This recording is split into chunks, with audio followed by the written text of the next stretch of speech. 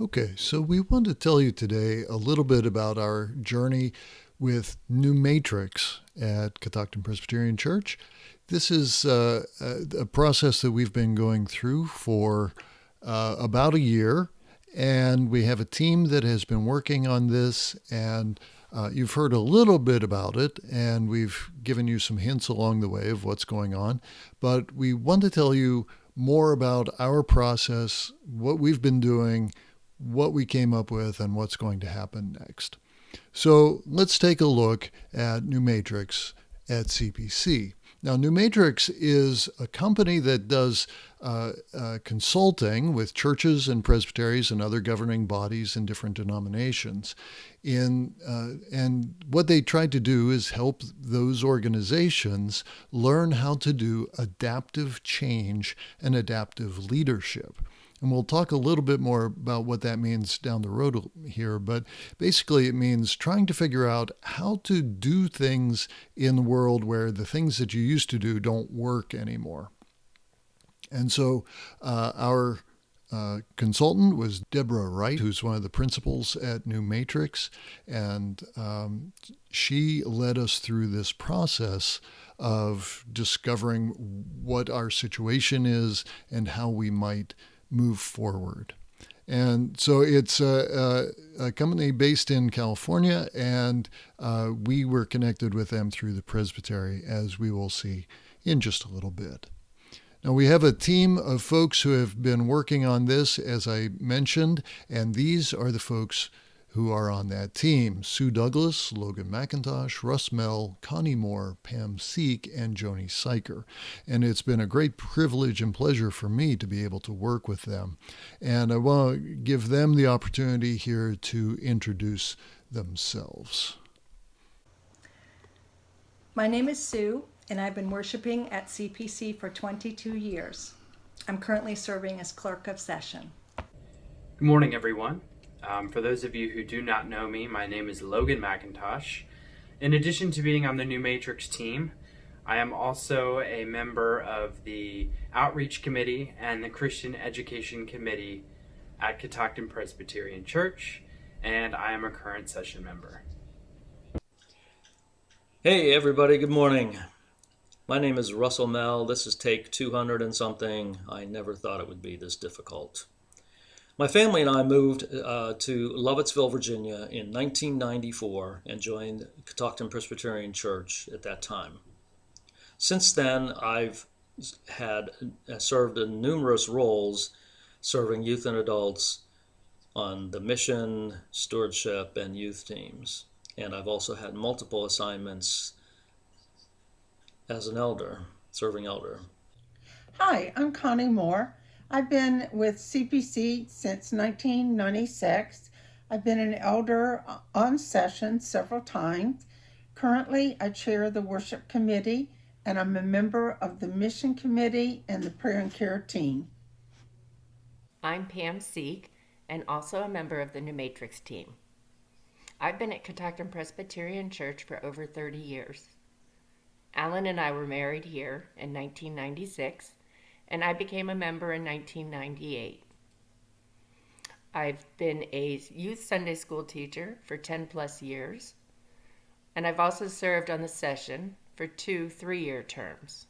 The first was in 2004 as I co-chaired the worship committee, and I'm currently serving on session as co-chair of the care of congregation. Good morning, CPC friends and family. For anyone who may not know me, my name is Joni Syker. I've been a member of Catoctin Presbyterian Church for 25 years. Currently, I'm on the mission committee and the prayer and care team.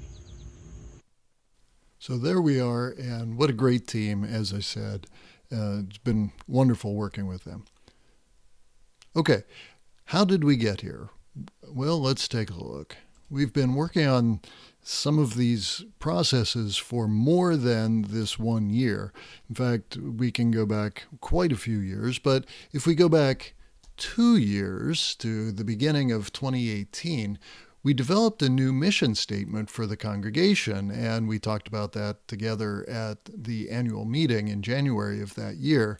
And we decided that the new mission statement would be that we are a community growing in faith, hope, love, and witness to Jesus Christ. And hopefully you're familiar with that phrase, as it's been on our bulletins, and we've been using it on a pretty regular basis here. As we moved through 2018, we tried to figure out what that meant and how we would put that into action. At the same time, there was a growing emphasis in the session about being more mission-oriented. That is, a church that doesn't just do mission, but makes mission its primary business. And so that was starting to grow among us. And we had the sabbatical coming up in 2018, and while I was away on sabbatical, that idea continued to ferment. And when I got back, we were all thinking, what can we do to be more actively involved in mission in our community and in the world?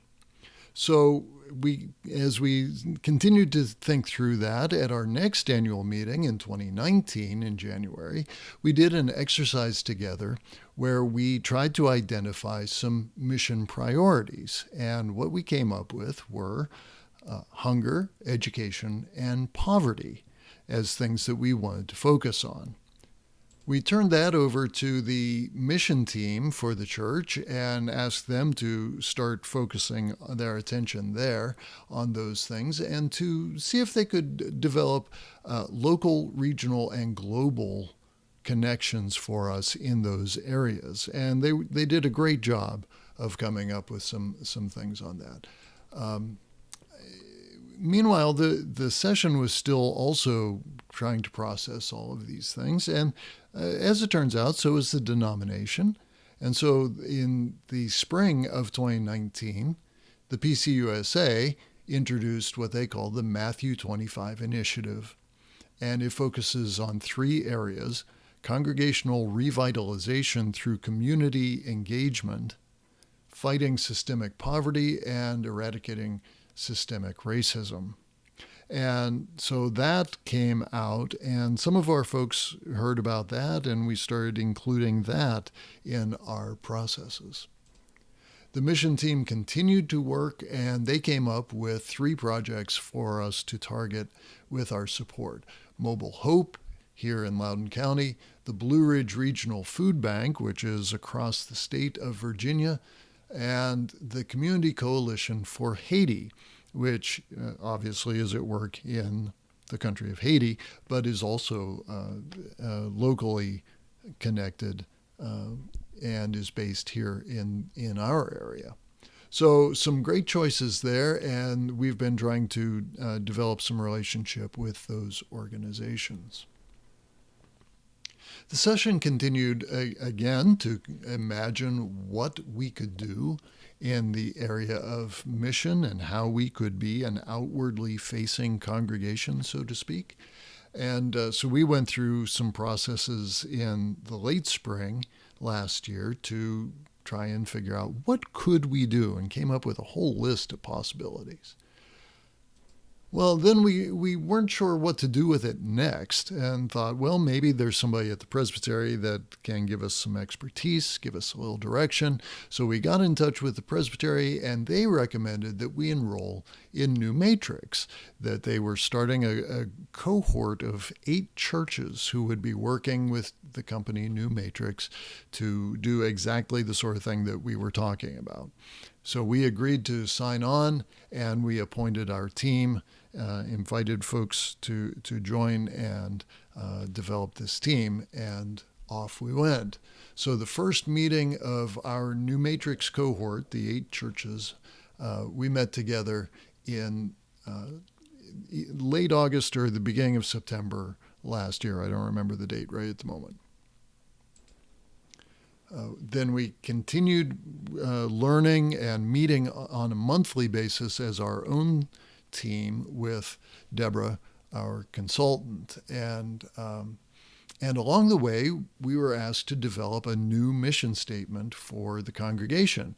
And what we came up with is extending God's kingdom by serving those in need. And you may have heard us talking about that some, but you're going to hear that a lot more. Then the next thing was that the NeuMatrix team was asked to do a hackathon, and we're going to talk about what that means a little bit here. But it was a way of discerning God's call for our congregation into mission, and basically, again, sort of brainstorming what could we do to make that mission statement that we just came up with a reality. Well, and of course, as 2020 continued to unfold, the needs of the world came knocking at our door with COVID-19 pandemic, the economic standstill that happened thereafter, and the calls for racial justice and the protests that have followed over the summer. So all of those folks in need showing up at the time that we're trying to figure out how to meet the needs of people around us. So we had been talking about the Matthew 25 initiative that I mentioned before from the denomination, and we formally committed to it just in June and signed the paperwork, basically, that yes, we will make an effort to do these things. And then our NeuMatrix team finished the work with our cohort, the 8 churches together, and began the transition toward action within our congregation. So that's pretty much where we are at the moment and how we got here. Along the way, we studied a lot of different things and learned a lot about not only the situation that we find ourselves in, but also the way that we can make our way out and the way people have been thinking about it for a long while. So we want to share some of what we learned with you, and this is just skimming over the top, really, just to give you a sense of it. And we'll be glad to tell you more if you would like to know. So you can just contact one of the members of the team, and we'll be glad to tell you all about it. One of the things that we heard was from Phyllis Tickle. Now, she was a church leader. She died a couple of years ago, but she was big on the idea of transformation in the church around the culture that we have now. And she recognized, as some others have as well, that there's this process that seems to happen every 500 years or so. And she called it the church having a giant rummage sale, where the church pulls out all the things that we believe and all the things that we do and sorts through it to find what do we need and what do we not, and what can we get rid of and what do we have to keep. And if you go back through history, you see you have the Protestant Reformation, and that was just about 500 years ago. You may remember just a couple years ago we celebrated that 500th anniversary. If you go back another 500 years, there was a fight that happened in the church, and the church split around 1000 AD, had a division there, and they had to sort out what the church was going to be. You go back another 500 years, and there was a whole movement of monasticism and things like that. You go back another 500 years, hey, Jesus was at that point. And if you keep going, you go back 500 years before that, it was the end of the Babylonian exile. You go back 500 years before that, and you get to the beginning of the kingdom of Israel with King David. So this pattern of 500 years, it really stands the test of time, as we can see, and that's where we are now. So that's pretty remarkable, and what an exciting thing to happen.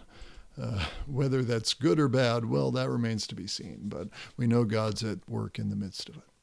So some of the signs of this rummage sale are that that religion in America is changing drastically, and the fastest growing religious preferences in America right now are the nuns and the dones. The nuns are folks who have N-O-N-E-S. These nuns have no religious preference. And the dones are folks who used to be church folk but have given up on it. that for whatever reason, they're just done. Don't want to have anything more to do with that.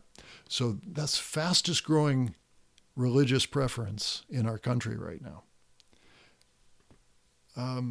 We also see that generationally, we have a generation rising up, a couple of generations actually, that really don't have a lot of interest in joining organizations. They'll clump together with their friends and they'll do things in groups, but they don't want to be members of a club or members of a group necessarily, an organization. Also, we see that Christianity in the culture has a certain brand, and it's there's a public perception of what Christianity is all about, and sometimes it's good and sometimes it's not so good. It's not always our best foot that's being put forward. We also see that according to the Pew Research Group, and I think Gallup also, that they're finding that 22 churches close in America every day on average. And that's probably accelerating because of the pandemic, but that's a whole nother story. And then the idea that Sunday was set aside as a church day, that Sunday-centric syndrome, as Deborah called it, that's kind of passing away as well. And of course, we're well aware of that things in culture have taken place of Sunday as a church day. So all of those things taken together give us a good sense that, hey, things are changing, something is up.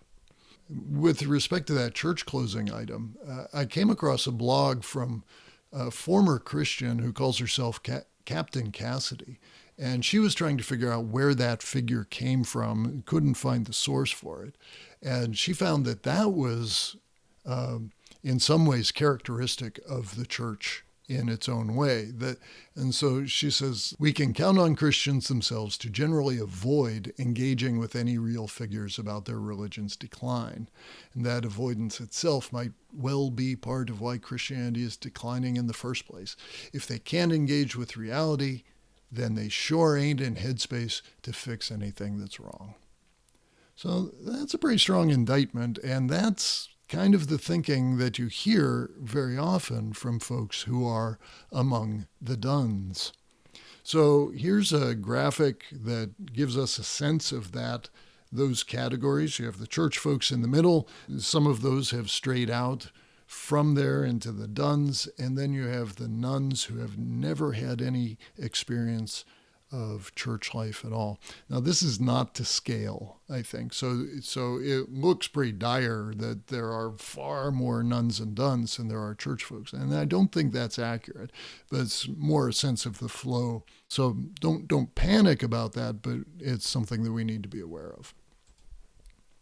We came across some other statistics and such, and so here are a few things. This comes from PRRI, and this shows us the generational shift in religious identity. And in particular, notice the purple bits at the top there.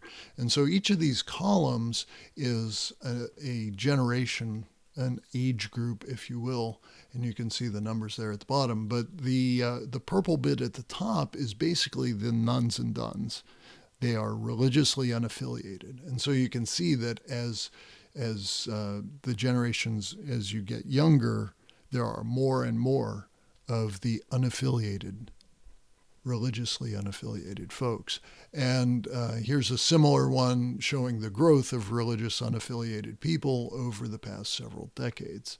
And we found similar research from the Gallup organization, and so here's some of that. This shows religious affiliation, and you can see that those who are not affiliated, that chunk has grown significantly, and the trend in church membership is generally declining over the last several decades. So that's the state of affairs that we find ourselves in. We also look more close to home at some of the demographics in Loudoun County, and in particular in a 2.5 mile radius circle around our church. Now, this is going to look kind of like a bunch of random graphs and charts, but they all mean something. And we studied this information to see what was happening. And basically, this tells us a little bit about the age of folks, the incomes that people have, the racial and ethnic breakdown of people in the area, and percentage of households with children, things like that. So what we find is that generally incomes are high and higher than the national average, except for people who aren't there. And that tends to be reflected in the racial ethnic makeup, that folks who are white tend to make more and people who are not white tend to make less. So we have that sort of thing going on. And then different age breakdowns. So you can take a look at this later or ask us questions about it later. Just wanted to give you an idea that we did look at that. We also looked at religious preferences, religious programming preferences in that same area. And some really interesting stuff came out of this, but don't want to spend too much time here. Again, be glad to share it with you later if you want to. Just let us know, and we'll let you see some of this information. But it talked about the kinds of programs that folks are interested in, and what we found in a lot of these, family stuff and personal growth and spiritual, religious programming and community activities and cultural programs and so on. We found that there's a large portion of our surrounding population that are interested in the same things that we are and the same sorts of programs that we are. They just don't necessarily want to come to church to do it. But maybe there are ways that we can connect with them to help meet those interests and needs in ways that might let them see that it's not all bad going to a church. Okay? Our textbook for this whole process was Todd Bolsinger's book, Canoeing the Mountains, and we've mentioned this a few times across the year that we've been working together on this. But the basic working metaphor in the book is the Lewis and Clark expedition to find the Northwest Passage. The theory back in the day was that if you went up the Mississippi River and up through the Missouri River, that eventually you would come to a place where you could connect with the Columbia River that would run right down to the Pacific coast, so that there would be a water route from East Coast to West Coast to connect the whole continent. So Lewis and Clark set off with a bunch of guys in canoes, and they went up the river expecting that they would find this place and be able to canoe right the way down to Washington State, which of course wasn't a state at that point. Anyway, they got up to the top of the headwaters of the river, and what they found instead was the Rocky Mountains. And they had some choices there because they had no skill in being mountaineers. They had no equipment for being mountaineers. They had canoes, and that's where the title of the book comes from. They had to figure out, how do we canoe through these mountains? And the answer is, of course, that you don't. You have to develop all new skill sets and learn from the people who live there and who know how to do these things. And that's the sort of adaptive change that they had to go through, and that's what we are facing as well. We find ourselves in a context that we have no preparation for. So that's the book. I encourage you to buy or borrow a copy. It's available as audiobook as well. It's really worth the time to read, and some really good information, and was a great guide for us. So the difference between adaptive challenge and technical challenge is kind of at the root of this. Now, a technical challenge is a thing that you know how to find an answer to it. You have the skill sets to address a technical problem. And if you apply it, then you will find the answer. Whereas adaptive challenges are entirely different, and you have no idea what you're doing. You have no skill sets to address that situation. And so that you have to adapt your thinking entirely. If you try to apply your technical challenge, your technical skills to an adaptive problem, you will fail miserably because it just doesn't work. So when faced with a technical challenge, the best practices that you've developed over the years, that's your best friend. But when you're faced with adaptive challenges, then those best practices are your worst enemy because they will be counterproductive in most cases. So that's what we're talking about here, is trying to figure out how to move from technical response to adaptive problems. So basically what we end up being is that we are now explorers in this new land, in this new world, and we have to leave behind a lot of the ways that we have done the things that we've done. We may have opportunity in the future to be able to pull from that, but basically we have to try to be different and to do things differently. And that means that we have to get out there and explore and try things that we've never tried and try a lot of different things. So we need to expect to fail often and to accept that that's okay as long as we learn from the failure and proceed from what we've learned. And we can even celebrate failure because we can say, look, we tried something. It didn't work, but at least we tried it, and now we know that that didn't work. Let's try something else. Right? So you let it go, we learn as we go, and we keep on going. And an example of this, for the technically minded, I don't know, is the SpaceX Corporation. They're trying to build rockets to go to Mars, and they have done very well at building rockets to get into Earth orbit.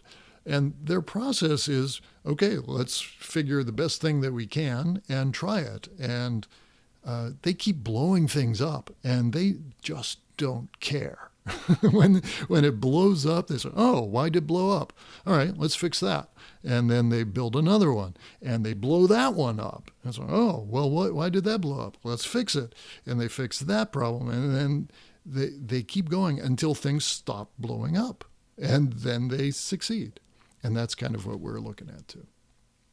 So that means stop trying harder to do the things that we've done. Just because it isn't working anymore, it's not because we're not trying hard enough. It may be that we have to try something different. And we need to reframe our questions, maybe, so that not, why don't people like us? Why doesn't anybody come to these programs? And reframe the question to, how can we meet the needs that they have?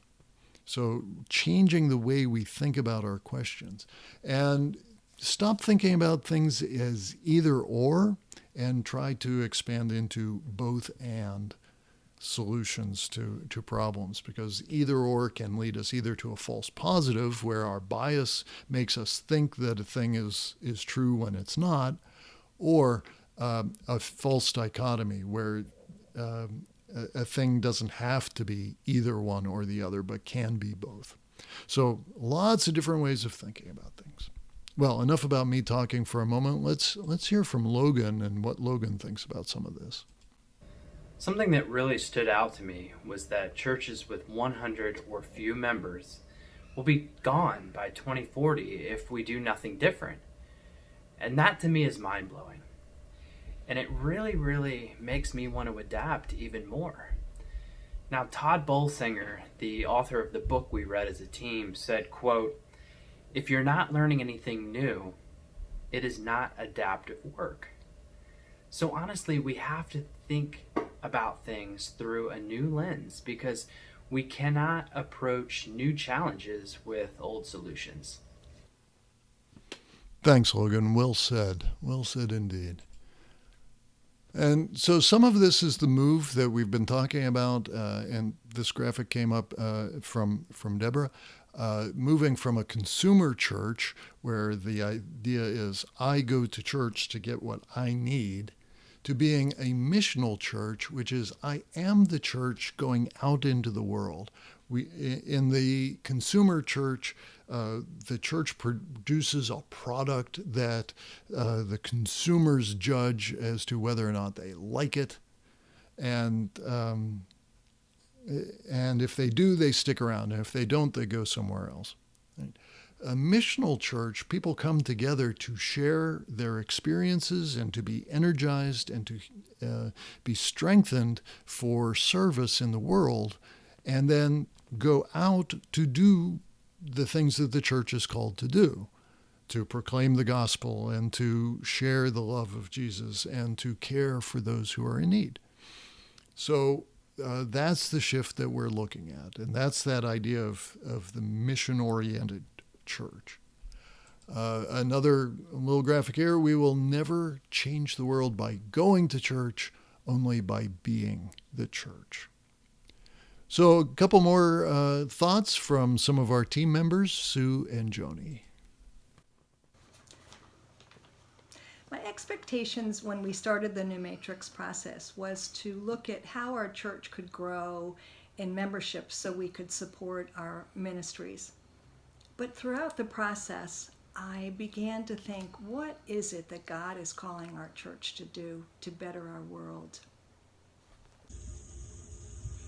I think the biggest surprise for me was as we continued our discussions and activities, it really became less and less about the numbers, about trying to just grow the church, and it really focused on honing our mission statement, figuring out what we felt called to do, who we wanted to reach, and how we could do that.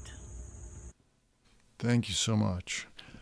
So let me tell you now a little bit about what we discerned after all that studying and learning and changing our minds about what it was that we were supposed to be doing. What is it that we came up with? As I mentioned, we were challenged to come up with an 8-word mission statement, and that is not an easy process, let me tell you.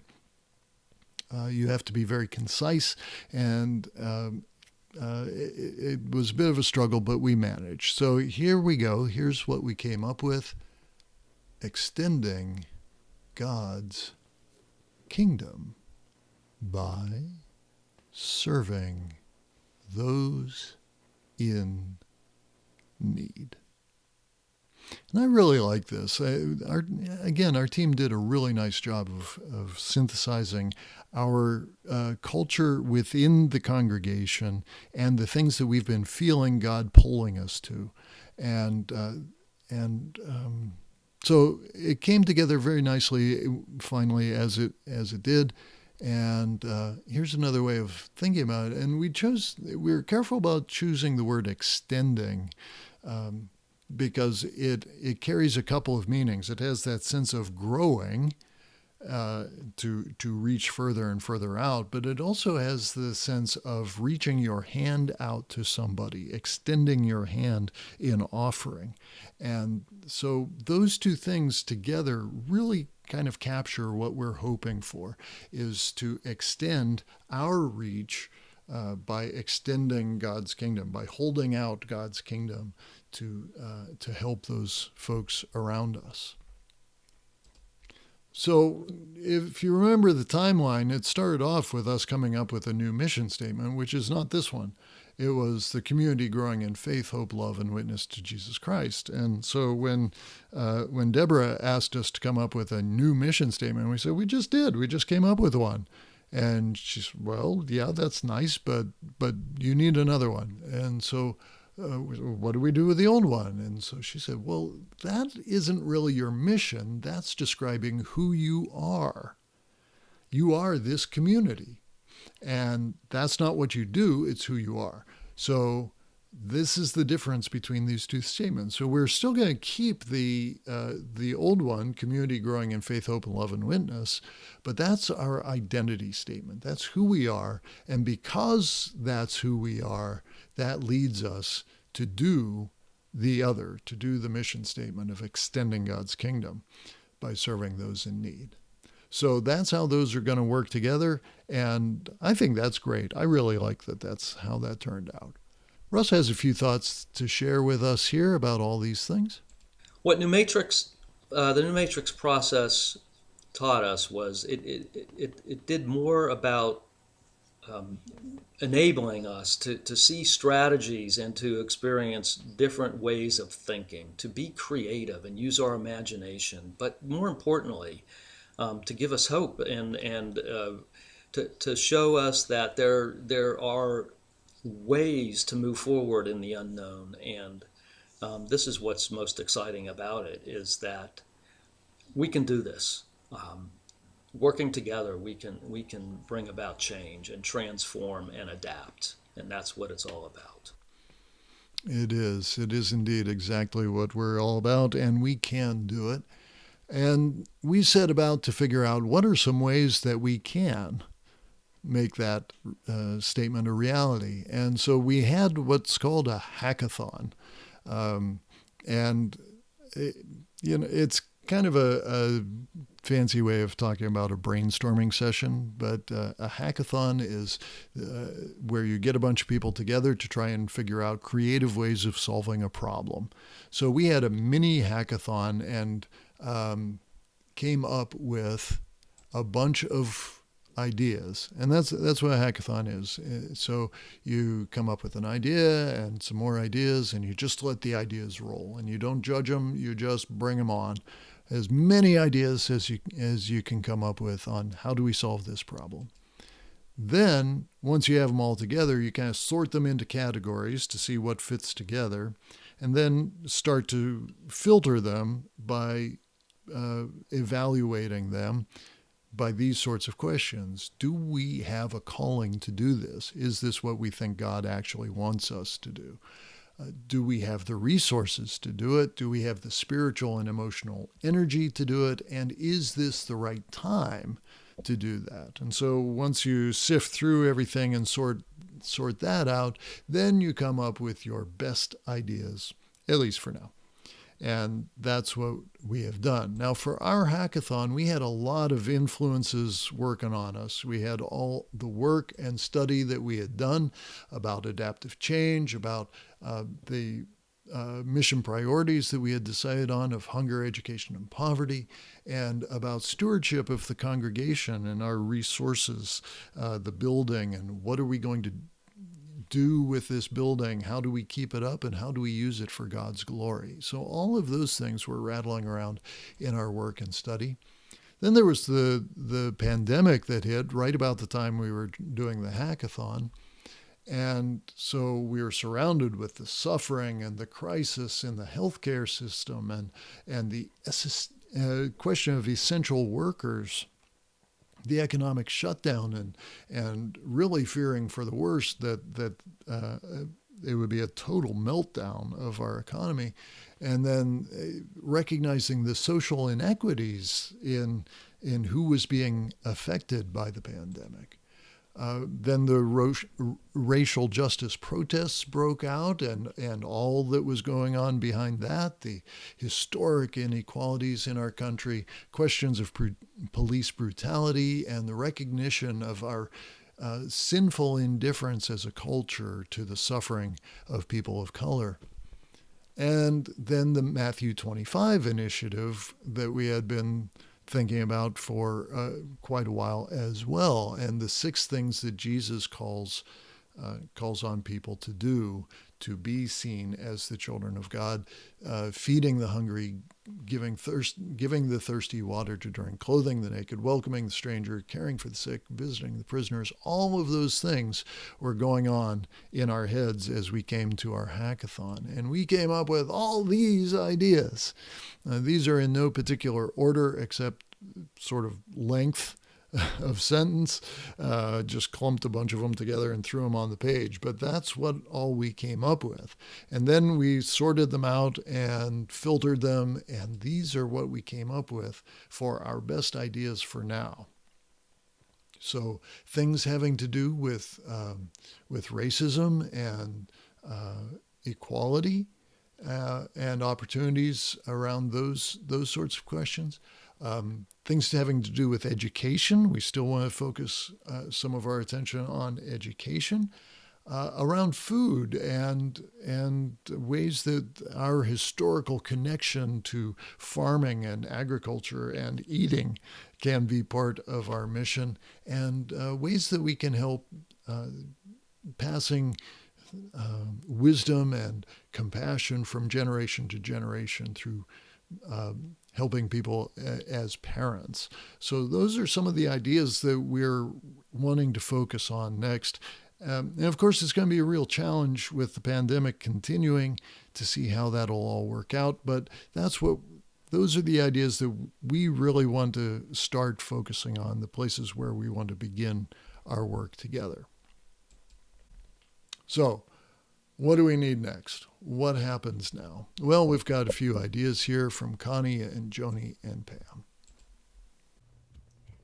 I'm excited about how we take the results of the hackathon and turn that into activity and programs and things that we can get involved with. It's really hard during the pandemic, but I think it's possible. I believe that God is calling us to act on our mission statement right now. We don't all have the same spiritual gifts, and that is okay. There is a job for everyone. We may not know what that job is yet, and we're going to make mistakes. That's okay too. We will figure it out as we go along, but the important thing is to keep moving forward. Even in spite of the pandemic, we have to go forward. So what's next? We need you. We need each and every one of you. There is so much to do. Your ideas, your hands, your mind. Even if you just sit in on a Zoom meeting and listen, that is participation. Right. And that's what we're looking at, is how then can we as a congregation work together to make all of this stuff happen? And we know that we're a little further down the road since we've been working on it, and we want to bring you along, but we want you to know too that even Jesus went through a process like this. And the scripture that we looked at today from Matthew 15 is exactly that kind of story. And the timing for this to come up in the lectionary was perfect for us, because this is what happened. So Jesus had all these experiences of having a really bad week and fighting with his own, the leaders of his own people, and wrestling with his disciples who didn't seem to understand what he was doing or who he was, the death of John the Baptist, and just all these things that were happening that we've looked at in the last few weeks. And so he gets away from it all in this story, and he goes up to the region of Tyre and Sidon, which is on the coast of the Mediterranean Sea, north of Galilee. And he goes up there, and this is Gentile territory. These are not Jews there. And makes you kind of wonder what he was doing, but maybe he just really needed to get away from his work for a while. And so he goes up into this Gentile territory, and there's a woman there who recognizes him and won't let him go because her daughter is tormented by a demon, and she calls after him and after the disciples, begging for help. And Jesus doesn't say anything at all to her until the disciples finally say, "Can you please do something about this? Can you please get rid of her? She just keeps after us and it's driving us crazy." And Jesus says, it's not my job to help her. I was sent to the lost sheep of Israel. And she comes and falls in front of him and says, "Lord, help me, help me. And he says this line, it is not right to give the children's food to the dogs. Oh my gosh, who is this guy? This does not sound like Jesus. That is a mean thing to say. We don't imagine Jesus saying mean things. But there it is. It is really, it's a hurtful thing to say to somebody. And people have tried to explain this away as Jesus baiting her or trying to elicit faith from her, see how to test her or something like that. I don't think it's any of that. That's no less cruel. I think it's Jesus trying to sort out for himself what he's about and what his job is and what his ministry is all about. And he's reflecting the culture in which he was raised. To believe that the children of Israel are chosen above the rest and that this Gentile woman doesn't have a place at the table except under it. And she comes back to him and she could get offended and storm off, but she didn't because she knows who he is. And she says, Lord, yes, but even the dogs under the table get the crumbs that fall. And something in Jesus just turns over. I think he's been trying to figure out, what does this mean?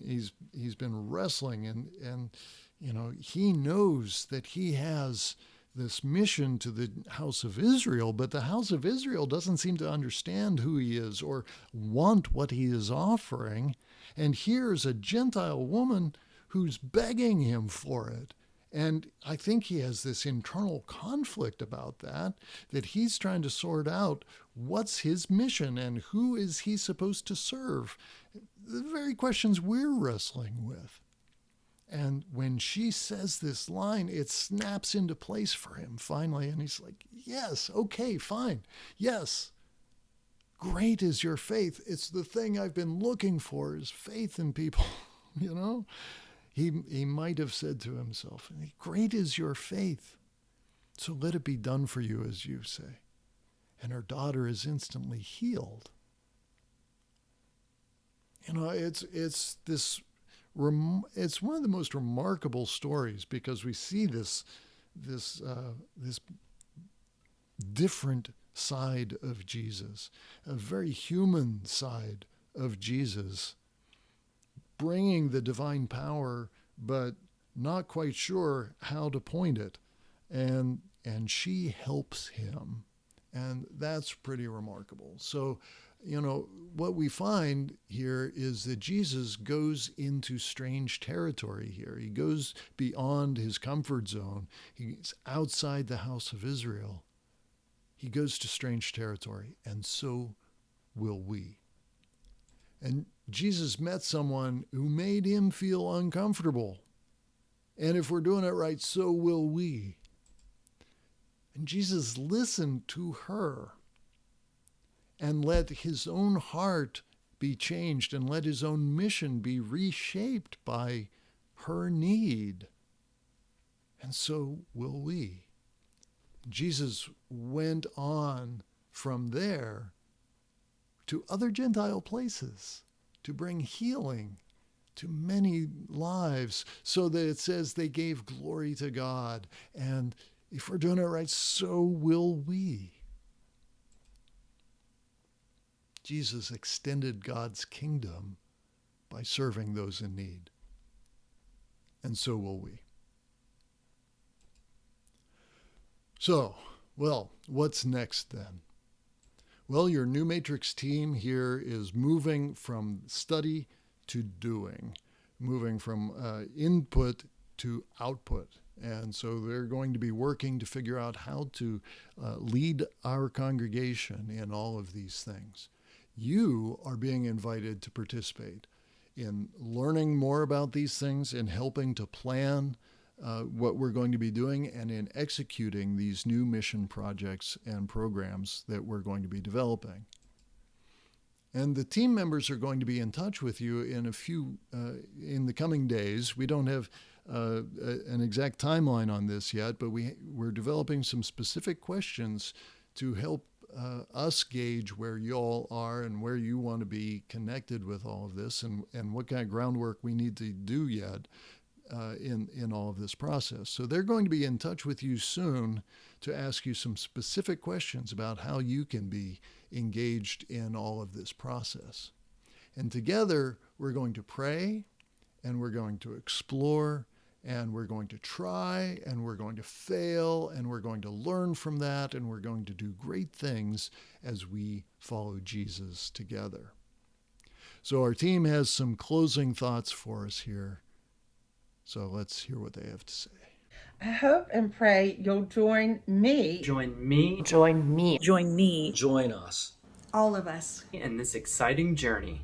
On this exciting journey in this exciting journey on this exciting adventure and journey To change the world as we change the world Change the world. change the world by extending the kingdom of God. by extending the kingdom of God. by extending God's kingdom, To extend God's kingdom. Extending God's kingdom. God's kingdom. by serving those in need. Those in need. To those in need. Those in need. And serving those in need. By serving those in need. All right. Amen, everybody.